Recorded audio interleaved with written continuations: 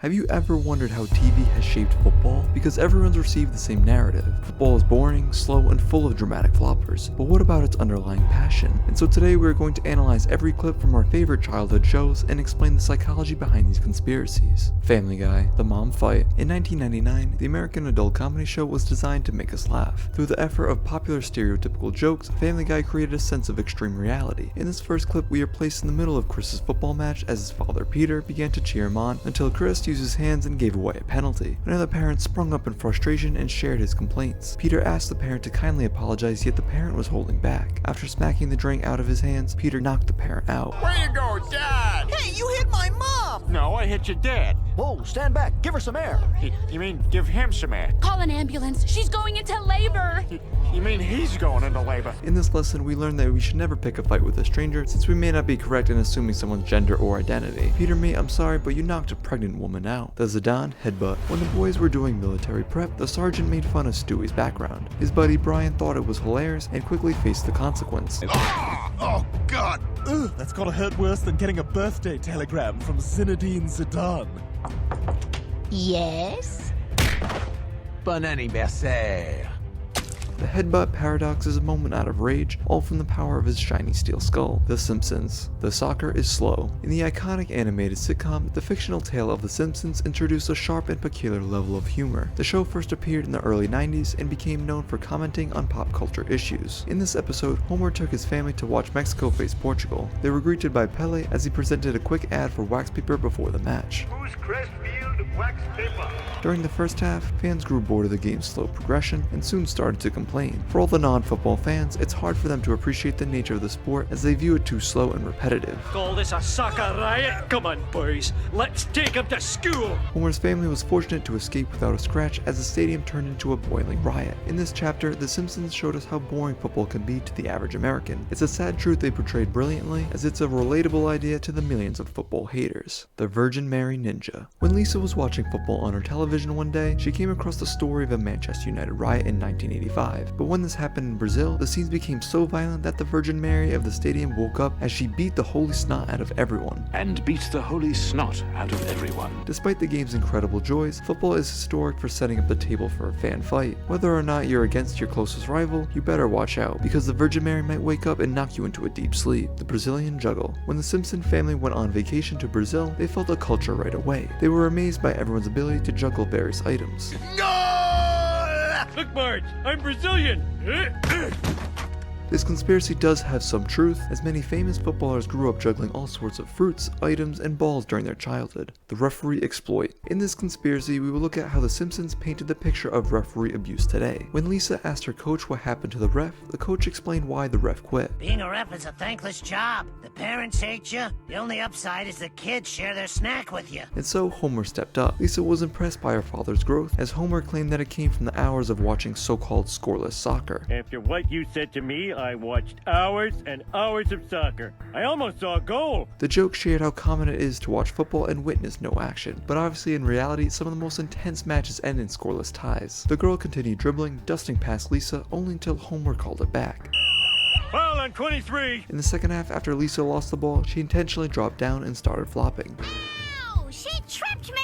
Parents started arguing with Homer until R9 showed up and lectured Homer on the motive for diving. Now I travel the world exposing floppers, and your daughter is a flopper. In the world of sports officials, many have dealt with tragic spells of verbal abuse. In this episode, Krusty the Clown highlighted how parents hate referees and how the role is a thankless job. Being a ref is a thankless job. This idea holds true, as many of the best officials are underestimated for their work. And so in your next game, if you get a good ref, please just thank them for their time. The singing commentator. In this scene, Homer compares the dangers of American to European football. He compares how life would suck if he had to listen to FIFA announcers for hours at a time. Are you ready for Irish announcers with lyrical accents? Oh, that's a lovely touch. Oh, such a beautiful form. I think this comment is hilarious since it suggests how many soccer commentators like to emphasize their words. The Brazilian woman. In this episode, Homer became an official FIFA World Cup referee. In the match, one of Brazil's superstars walked out and hit the deck after greeting his teammate. This gesture imitated the acts from famous footballers like Neymar, it made the game a softer overall sport. Homer was then tested following with a potential penalty decision, however this time the players flopped it and fooled him into calling it. Before the final, Homer got bribed into giving Brazil the edge until his daughter stopped him from cheating. You became the hero I thought you could be, Dad. After their loss, Homer got into trouble with the Brazil's federation and somehow survived. But the show's darkest conspiracy was when one of Brazil's fans stripped down into her undergarments. This brings up the World Cup theory, in which a large number of South American fans are known for sometimes wearing the minimum attire. It's a conspiracy that's partly accurate and a story that roughly snaps FIFA's history. American Dad.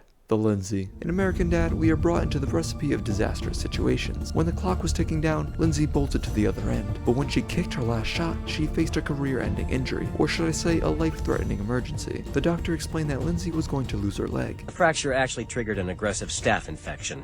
In all likelihood, you're going to lose your leg. Concerned with her future, she became worried, until the doctor concluded that she had little time left to live. The infection has spread to your heart. You'll be dead within 24 hours.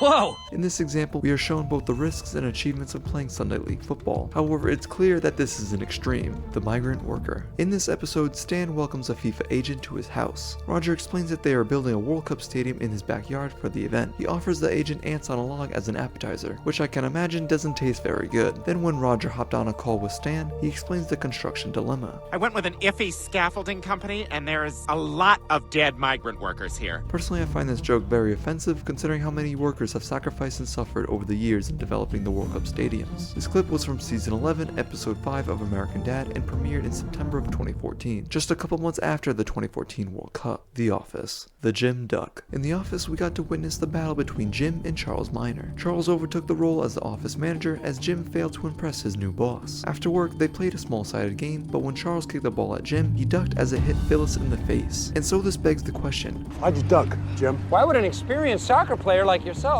duck at the very last moment? Was it for self-protection? Was it because he was a wimp and couldn't face his new manager? Or was it because he wanted Phyllis to get hurt? In the end, we will never know the reason why Jim ducked. King of the Hill. The woman created football. In the late 90s, King of the Hill got introduced into the animated scene. In this first clip, Hank explains to his son that football was created by women in order to distract the men. Soccer was invented by European ladies to keep them busy while their husbands did the cooking. His son Bobby confronted the idea and suspected his father's BS. This scene shows how easy it is for someone to lie about something they hate. Oh yeah, I hate soccer, yes. When you hate a sport like football, chances are you probably don't know much about the sport's origins. But hey, maybe women did encourage men to play football all along. The no hard feelings. When Bobby's coach was motivating his team, he encouraged his group to stop attacking and end the game in a tie. Slow down, Joseph. We've already got the tie. We don't have to hurt anyone's feelings. He did this out of pity so everyone could be a winner. This philosophy splits the lads apart and shows that no one is a loser. I dislike this conspiracy because I believe that kids should understand the difference between winning and losing. But don't worry, it's all in good fun. This mentality can easily be crushed in the real world, and especially at higher level competitions. Bobby himself became flustered with his Fluffy Duffy match and wanted to play American football instead, even if it meant his team was going to lose. I'd rather be on a losing football team than a winning soccer team any day. This change shows us how important it is to earn each victory rather than just be handed a win. This scene questions the idea of 8th place trophies, since in the real world not everyone is a winner. South Park. The KFC. In this conspicuous segment of South Park, Eric gets enraged over KFC. He feels it's the only way to ease the pain of playing soccer. After his practice, he finds KFC becomes shut down in his state. In the entire state of Colorado, Kentucky Fried Chicken is illegal. He ends up in a hospital begging for Kentucky Fried Chicken. This wild idea presents the answer everyone's been looking for. KFC is the cure to football recovery, performance, and overall well-being. Big Bang Theory. The Texas Communists. When Leonard was trying to impress Penny, his next-door neighbor, he wanted to get educated about American football before going over her friend's house. His roommate Sheldon explains that he is very knowledgeable about the sport considering he grew up in Texas. He suggests that American football is more superior to the European game, as he says that Texans find soccer to be a communist plot. Football is ubiquitous in Texas. It's pro football, college football, high school football, pee-wee football. In fact, every form of football except the original, European football. Most Texans believe to be a commie plot. I doubt football is formed by communism, but I can assure you, you should never go along with the Texans' philosophies. Friends. the prettiest table. When amateurs jump into arcade games, they might find foosball to be the easiest. In the show, Ross describes the table as the most beautiful one he's ever seen. I think it's the most beautiful table I've ever seen. Which makes sense considering football is known as the beautiful game. It's an argument any soccer hater would love to debate, but let's appreciate how gorgeous table foosball really is. Criminal Minds, the cell phone parent. If you love suspense and drama, then you've probably heard of Criminal Minds. One of the main characters, Hotch, or Aaron, became a soccer coach for his boys' team since no other parent could step up and do the job. And now they've asked me to coach. Why'd they ask you? Focus. Don't doubt that. However, the most notable part of this conversation was that most of the parents could not put their phones down and just watch the game. You can't get half the parents to look up from their phones during the game. At least I participate. I find this conspiracy to be a real truth considering how glued we are to our devices. And now with apps like TikTok, it's dramatically demonized the power of our attention. It's a sad story, one that isn't shocking, and something more parents need to hear. Phineas and Ferb, the emo curse. In Ferb's last football match, he got called off the field during the second half. Suddenly from out of nowhere, a group of emos stampeded through and carried his coach off the pitch. He lost where his coach went and then never played football again. It's the emu curse. If you're holding the ball and a herd of emus carries off your assistant coach, then you're cursed to never be on a winning team again. And to be honest, it sounds quite traumatic. The lesson here is to never play football next to a field of emos. It's a risk that might end your career entirely. The girls versus boys. When a foosball match between some friends got out of hand, Phineas decided to split the group into boys and girls and watch them compete in a series of sport events. When it came time to the last contest, the football champion was up for grabs. Katniss, Phineas' sister, picked up the winner and confirmed that girls are better than boys. This conspiracy may be true in the fictional tale, but in the real world, there's been a couple of key moments where boys might be more superior than girls. In the FC Dallas U15 match versus the women's national team, the boys found success. It's a hot take in the world of pro sports, but was saved from Katniss's Wonder Strike. Family Feud, the tough girl. In the snappy game show, Steve Harvey asked the teams what sport they think women are tougher than men in. Name a woman's sport where the players are tougher than the average guy. Soccer. They found out that soccer was the #1 answer, which shows that it's the most upvoted sport. Now, is it fair to say that girls are tougher than guys when playing football? Maybe, considering how many dives occur in the modern game, but what if it's false? Did you know that there's over 8,000 sports in the world? Despite the 28 that are held in the Olympics, soccer is famously categorized as soft for many Americans. It's hard to say if this conspiracy is a fact, yet I can say football is a tougher sport than most see it to be. Modern Family, the angry coach. In the rapid-fire sitcom series, Cam gets forced into becoming a referee for his son's soccer match. He forgot his whistle and had to face Gloria's rage. Since they were dominating in the match, Cam asked her to sub in her bench players to even out the score. Coach, you're running up the score. You gotta sub in some of your weaker players. How about this kid with the neck pillow? It's usually a tip-off. I am not running up the score, I'm winning. You either make the substitution or you are leaving my field. This episode goes to show how referees should be more respected and not tolerate any hyper-reactive coaches. Teen Titans Go, the Magic Troll. In Teen Titans, Robin forces friends into playing football. Don't nobody care about soccer? It is the most tedious of athletic events. It's just people kicking a ball and then pretending to be hurt. Yet Robin explained how its passion has lifted many people's lives. Around the world, football ignites the passions of the soul. How can people get so worked up over a ball? It does seem unlikely a dull game could inspire such intense emotions. When they took the field, Robin set aside a few ground rules. He picked up an international ball and quote, because no one plays soccer in America. Because no one plays soccer in our country, I've had this ball shipped to us from halfway around the world. I found this joke hilarious considering there are other sports more favored to soccer. This show highlighted how so many foreign commentators scream goal when the ball hits the back of the net. Now let's celebrate by saying goal as long as possible.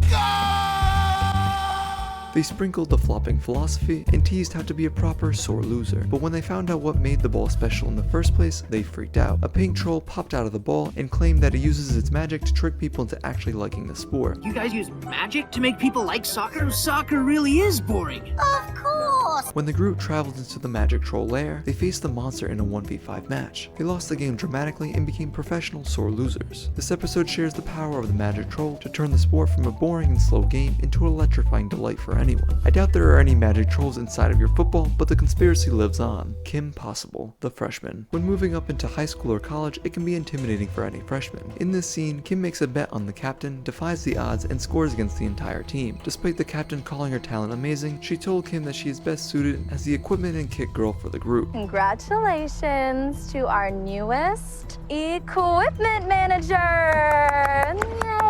Yay! She continued to bully her and explain how specific she likes the laundry done. I felt this moment was immature and believed the conspiracy is complete crap, because in the real world, if a freshman is skilled enough to compete with the seniors, he or she will almost always have a chance to play. Recess. The lost friend. Growing up, we all had that one friend that just wasn't as talented as the rest of the group. It broke the friendship when it came to activities and sports because he or she was never able to participate. In this episode, Mikey got left out of his friend group when they formed a team for their soccer tournament. I just wanted to have fun playing soccer with my friends. He eventually joined the older kids group despite the group being a bunch of bullies. In the end, they face each other in the finals and Mikey stood out as the superior champ. He carried his side to victory and stopped his friends from making a fool out of himself. After the tournament, he reconnected with his friends and acted like nothing ever happened. The last thing I would want to do is make my friends feel left out. I'm sorry, big guy. Apology accepted. I wish this message could help groups stick together since we all have different individual talents. Mortified. The power of focus. In the show, Taylor joins her friend's soccer team. Her dad ends up as the head coach as he continues sharing his theory of focus and vision. He preached to each kid how focus unlocks success. You have to Focus. Louder. Focus. think positive and focus. Focus. The team performed various small lessons including a session of meditation, but when the game came on Saturday, Taylor was faced with a penalty opportunity. Her friend got carried off injured as she was left to take the shot. After bouncing around, the ball ended up in the back of the net. The team celebrated joyfully as Taylor made her focus her superpower. Regardless how realistic each conspiracy is when it comes to football, they each play a critical role in defining the game's culture. Some will forever hate it, others will enjoy the pleasures the sport brings, but in reality it's all subjective to our own opinions and beliefs. So drop a like if you found these shows insightful, and if you want to watch more, I just made a video covering the story behind every FIFA celebration.